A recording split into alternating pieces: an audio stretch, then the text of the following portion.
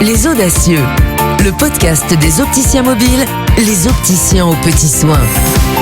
Bonjour à toi, audacieuse, audacieux en devenir. Tu es opticienne, opticien diplômé, collaboratrice, collaborateur ou responsable de magasin, en poste depuis plus ou moins longtemps, salarié en cabinet d'ophtalmologie ou jeune diplômé. Tu cherches à donner plus de sens à ton métier et tu t'interroges sur l'opportunité de lancer ton activité en mobilité sous la bannière Les Opticiens Mobiles.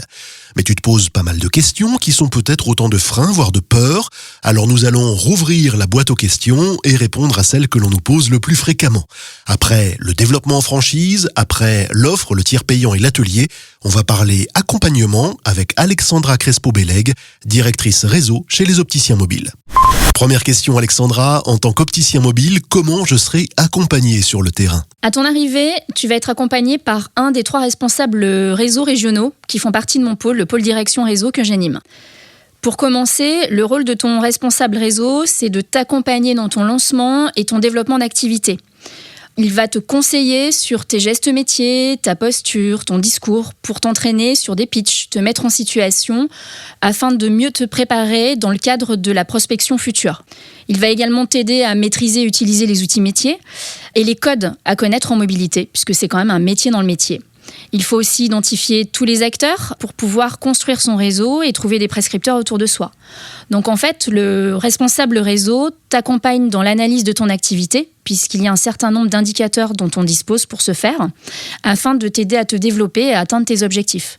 Pour résumer, ton responsable réseau, c'est une sorte d'animateur, de coach, qui va te dispenser un accompagnement personnalisé. Quels sont les conseils que je vais recevoir pour bien débuter dans mon nouveau métier ? Déjà, il est important de profiter de chaque accompagnement pour le mettre en pratique d'une fois sur l'autre et bien appliquer les conseils prodigués. C'est ainsi qu'on peut se voir progresser, c'est très motivant et c'est très stimulant. Avec le recul, on sait que notre modèle fonctionne, mais encore faut-il ne pas rater son démarrage en procrastinant. Se lancer à son compte, c'est s'investir pleinement et travailler à 100% les 2 premières années de son activité.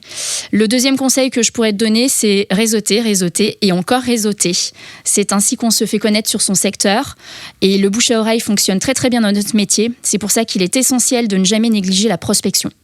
Quelles sont les principales difficultés que je vais rencontrer au lancement de mon activité ? Être à son compte, indépendant, ce n'est pas une chose si facile que cela. Alors oui, il y a la notion de liberté, d'autonomie. En revanche, il faut savoir garder sa motivation, sa détermination, s'autogérer et être en capacité de prendre du recul. En fait, en tant qu'opticien mobile de notre réseau Les Opticiens Mobiles, tu dois être un entrepreneur qui a de l'ambition, tu dois être un audacieux ou une audacieuse. Et je dirais enfin qu'il faut être à l'aise dans sa communication et sa manière d'entrer en contact avec les autres professionnels de santé. L'opticien mobile va prospecter, tu vas présenter ton service à différents acteurs, tu dois te sentir légitime et savoir faire preuve d'adaptabilité. Pourquoi les 6 premiers mois sont si importants ? Mais c'est là qu'on récolte ce qu'on sème. Il faut savoir profiter de tout l'accompagnement que propose le réseau pour le mettre en application sans tarder et prospecter sur ton territoire pour asseoir ta visibilité, ta notoriété. Encore une fois, la prospection fait vraiment partie intégrante de ton métier d'opticien mobile. Si on laisse passer trop de temps, on s'épuise et on se démotive. Dernière question, est-ce que l'accompagnement s'arrête au lancement de mon activité ? Bien sûr que non. Nous gardons le lien en permanence avec nos opticiens mobiles sur tout le territoire. Oui, on est éloignés géographiquement les uns des autres, certes, mais connectés en permanence. Par exemple, on organise avec nos opticiens des visios mensuels. Chaque semestre, on met en place une réunion régionale afin de travailler en groupe sur des thématiques liées au métier.